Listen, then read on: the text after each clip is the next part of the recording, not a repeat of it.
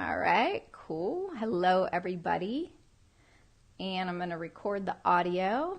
All right. So welcome to the Abundant Accountant Podcast. It is such an honor to be here with each of you today listening. And today we are talking about how to stop undercharging for your accounting services with some value-based pricing ideas. And if you've ever wondered, if the prices you're charging your clients, maybe are they good? Are they fair? And you're always wondering man, what should I be charging? I don't know what my clients are willing to pay. I wonder if I charge this, would they even pay it? And it's really a great question. It's a great question because a lot of times accountants and CPAs, especially, you don't always maybe have enough training. Maybe you're not an expert in a certain area that a client's asking you to work for. And you really haven't learned how to incorporate these pricing strategies into your business model. So this actually leads a lot of accountants and CPAs discounting or undercharging for the services that you provide unknowingly because the value pricing is just too low and you're just not sure what to charge. So in today's episode, I will provide you with some smart pricing strategy examples so you can decide on the pricing model and template that works best for you. So ultimately, what do? We make more money and you help clients that you truly want to help. So that is my takeaway for you. And again, we are talking about the value pricing and different pricing strategies that work for you.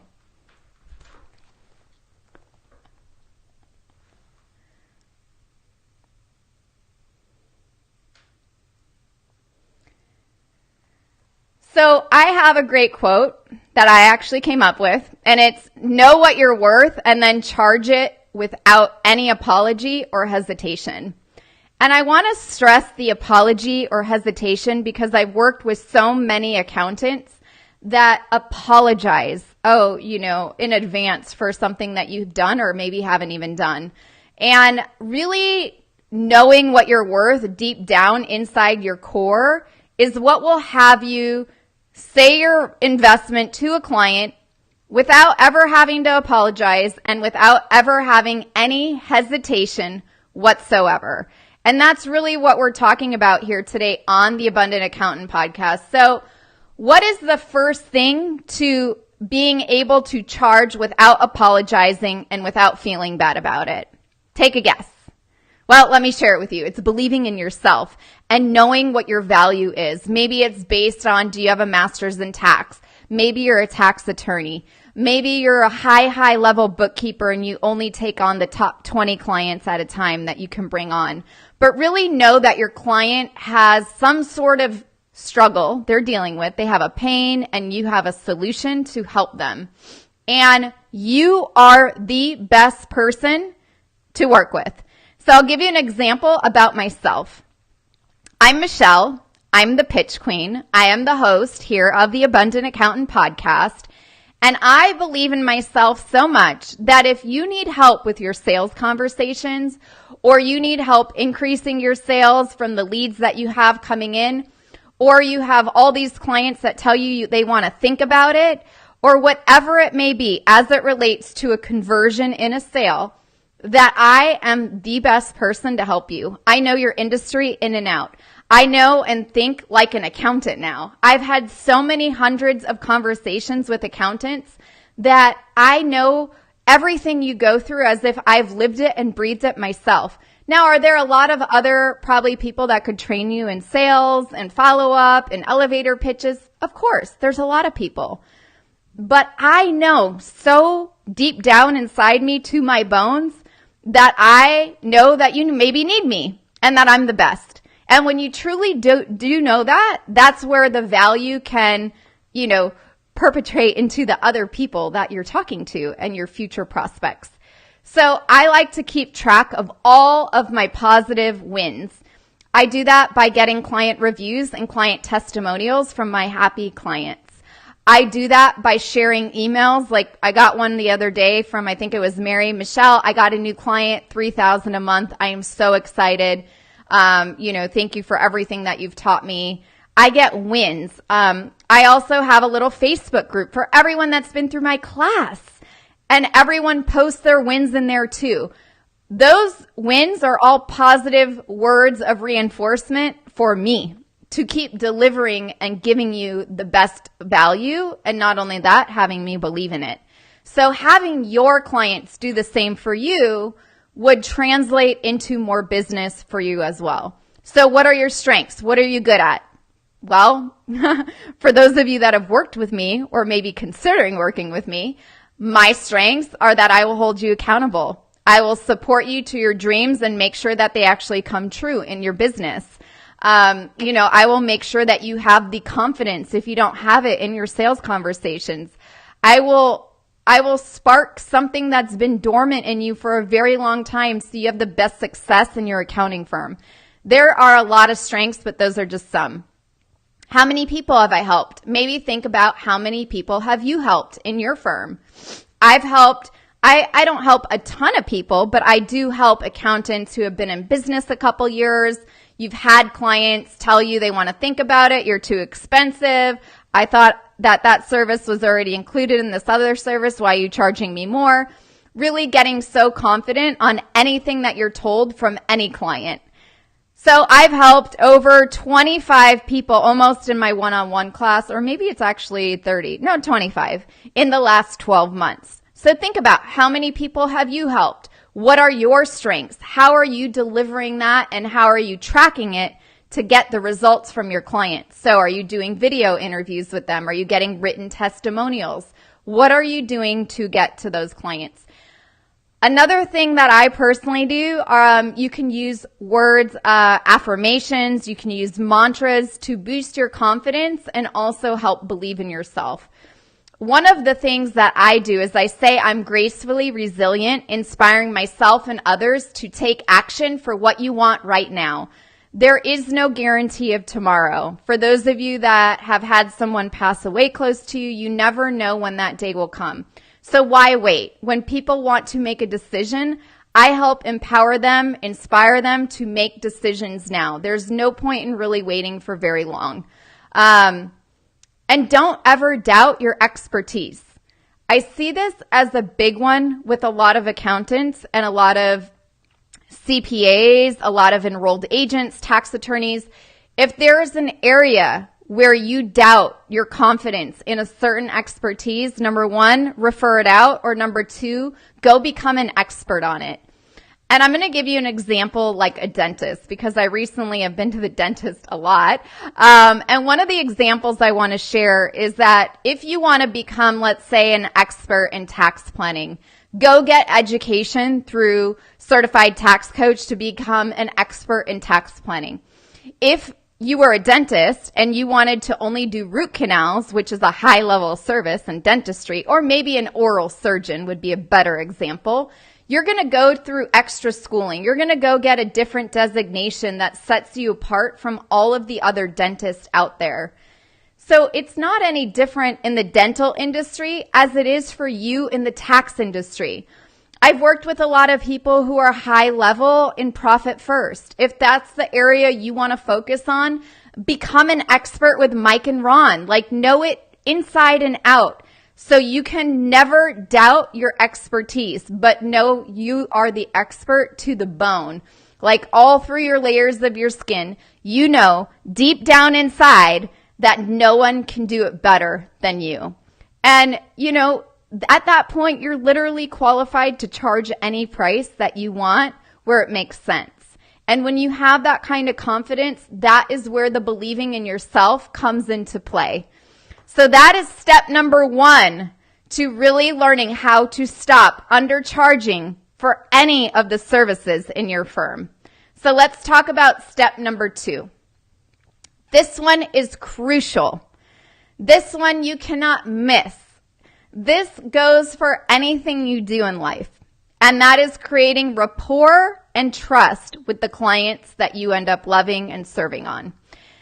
What is building rapport and trust? We've talked about it here on the Abundant Accountant podcast in the past, but I'm going to give you an example. I was just on the phone with a new client, and He loves to travel to Hawaii with his wife. And he was talking about how he's from New York. Well, my whole family's from New York, so we talked about New York.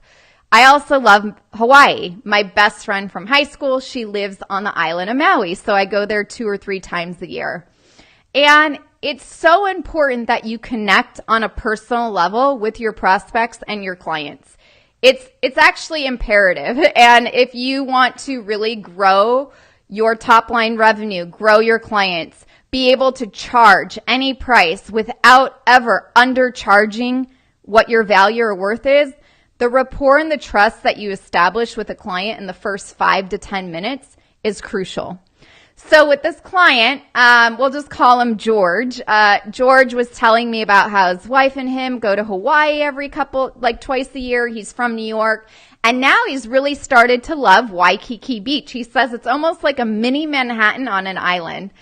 And I can appreciate that. I actually was just in Waikiki about a month ago, and we were talking about the hotel I stayed at. I said, hey, have you ever stayed at the, I think it was called like the Cruise Liner Hotel. It's a Westin resort. They have these rocking chairs out front, and you sit and rock and sip your coffee and eat gelato all day. It's great.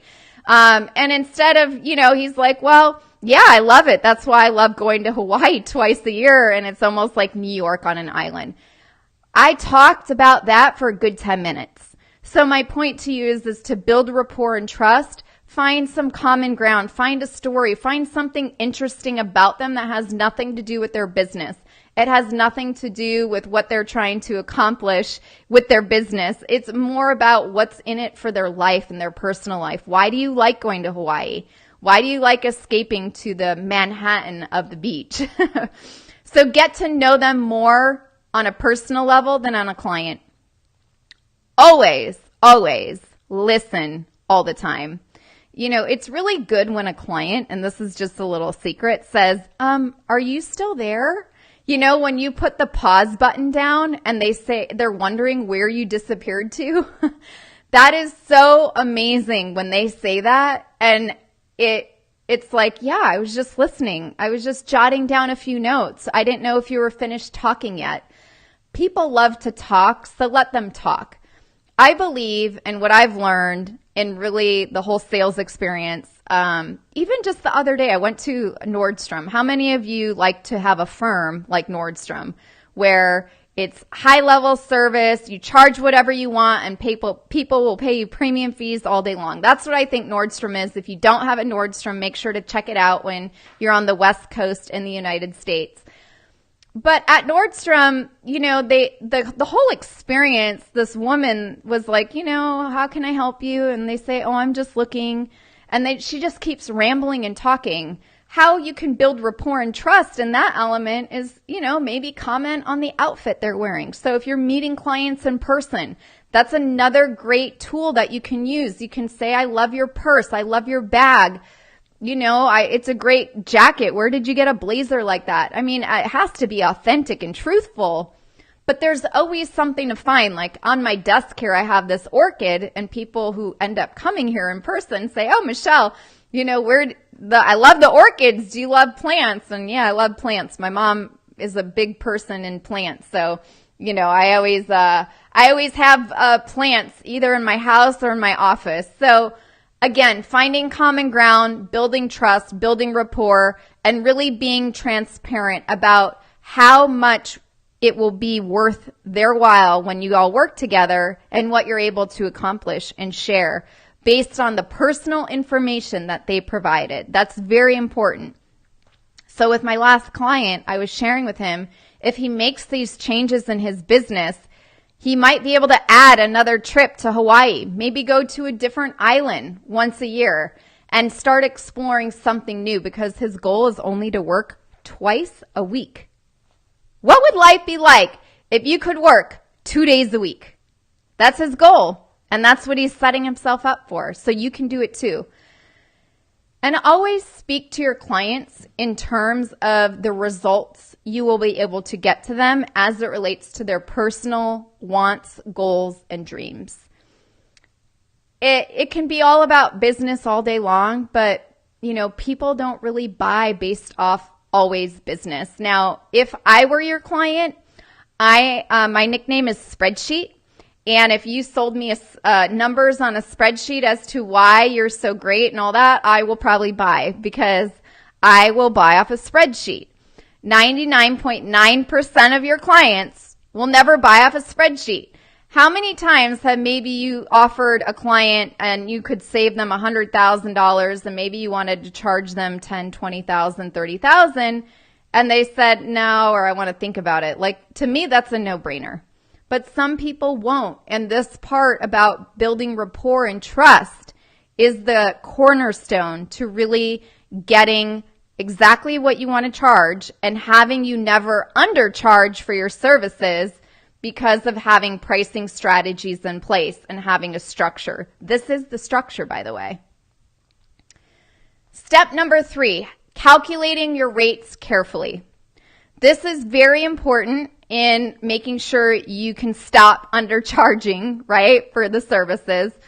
But let's say you give a flat fee on a project. And we've talked about this on a previous episode with Dominique Molina from Certified Tax Coach. You know, let's say you're going to do a flat fee on a project. Make sure, number one, you know how many hours you're going to spend on it. I don't believe in calculating hours per se, but having a good idea of what something's going to take you is very important. You can't just wing it. With this client I just was on the phone with, one of the things we were talking about was having ad hoc ways of doing things and not having it, but winging it. Ad hoc and winging it. And those are the two things you want to stay far away from.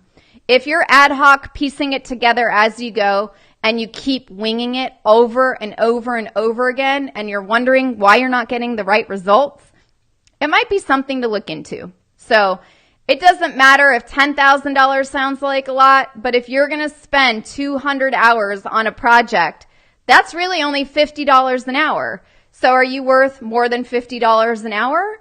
So really thinking about how long a project is going to take and, you know, thinking about what you want to charge the client.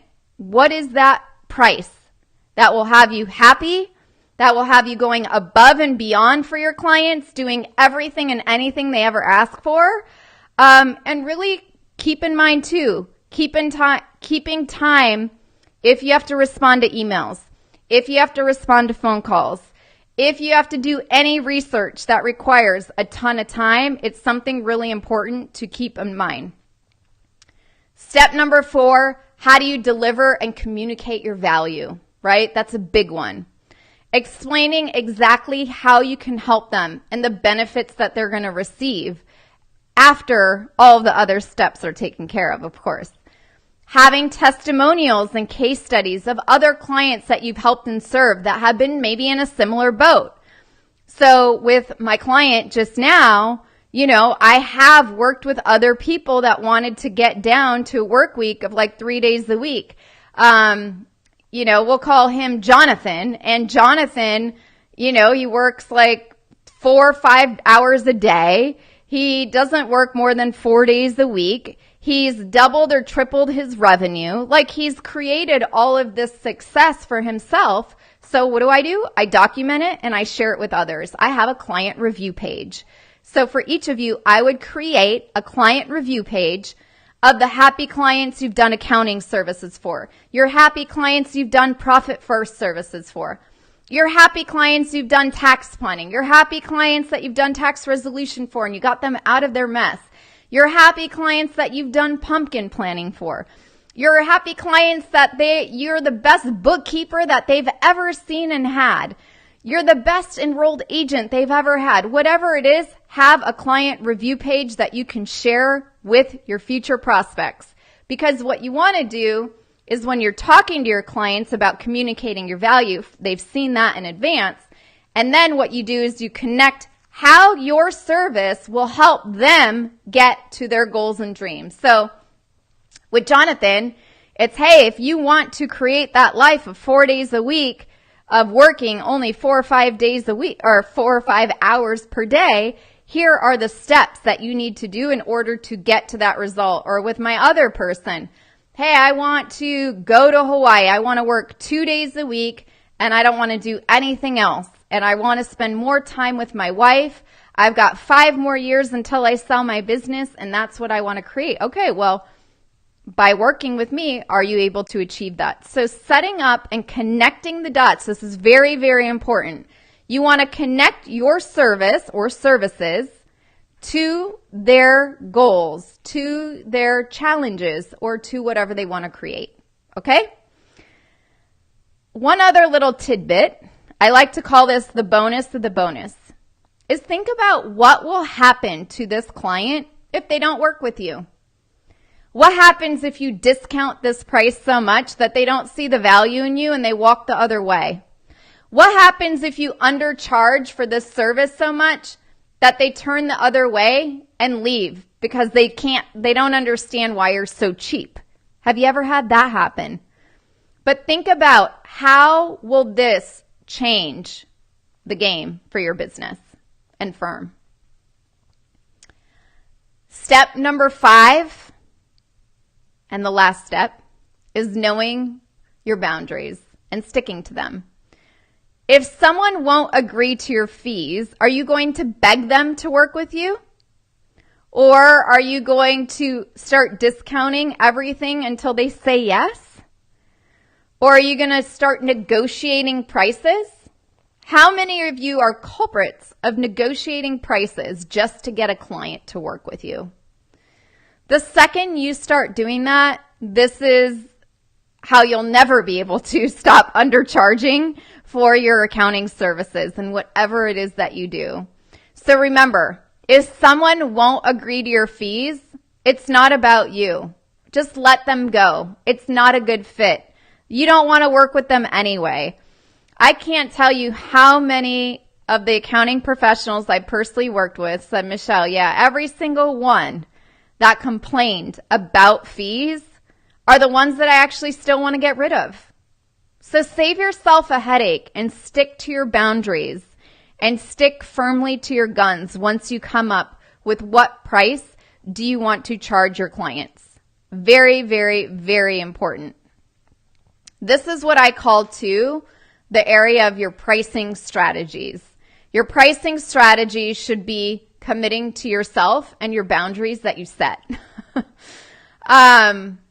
Walking away from business is more powerful than saying, oh, well, I'll do it for, $2,000 like the other CPA down the street or whatever they tell you, right?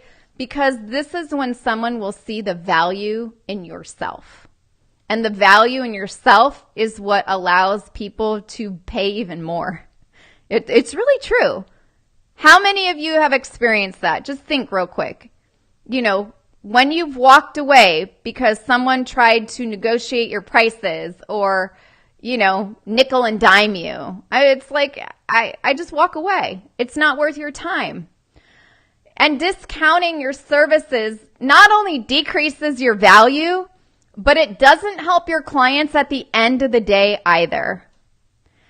So this, it's hard to say, but like when I was raising money, there was a lot of negotiating when raising funds for a company, right? But when you're selling a service like this and you stay true to your services, at Nordstrom, do they have a bunch of sales and discounts? No. They have 2 a year, and they have a half-yearly sale and like a sale around the holidays. But that's about it. So maybe in your firm, you could do that too. Maybe in December, you give incentives for doing tax planning because it's a great month to increase revenue and do a lot of year-end tax planning. Maybe there's some ideas that you can do half-yearly to attract a new a new type of client that you've been looking forward to working with, but they really haven't engaged in you, and it can be a fun incentive. But you're not saying, hey, I'm $15,000 to do this engagement, and the client comes back and says, oh, well, I'll do it for $12,500. This is not a negotiation practice, and that's what I mean by knowing your boundaries and sticking to them. And keep the abundant accountant mindset, right? The mindset where we're at. Not like, oh, I really, really need this client, but really about know that there are countless ideal clients out there for you. And that if you partner and refer with people who are listening here to the Abundant Accountant podcast, there's plenty of business for each of you. I promise. And know when to walk away and create the space for a better fitting client. When we walk away, and it might take you a minute to wrap your head around this, but when you walk away from a client, it opens the door for what? For more opportunities to work with the right clients. So that is what I have for you today. And I would love it if you could leave a written review, like a comment review, about what's the one thing you're going to implement today, right? What pricing strategy are you going to do? What kind of value pricing maybe can you stick on a few different services and try it out and stick to it? But yeah, so let's see. Are there any comments? Let me stop this audio and we'll do a different outro. So are there any comments? Oh, there's a whole bunch. Oh, cool. Wow, you guys. Can you hit the share button on Facebook? If you're on Facebook, can you hit share? Can you hit share so it goes on more pages? I'm trying to see how I can see the comments. Okay. James. Oh, you're so smart. Well, thank you, James. I really appreciate it. All right. So yeah, if you want to put your strengths below, it doesn't look like there's that many other comments right now. But I just want to say thank you so much for being here with me today on the Abundant Accountant podcast. It's always an honor to be here and talk about this stuff. I love talking about it. But again, if you don't mind, just hit the share right there on your Facebook so it shares it out and then more people will listen to it. And I will see you all in the next video. I'm going to do a recap of Success Unfiltered. So I will see you all soon. And thanks for joining me. Bye.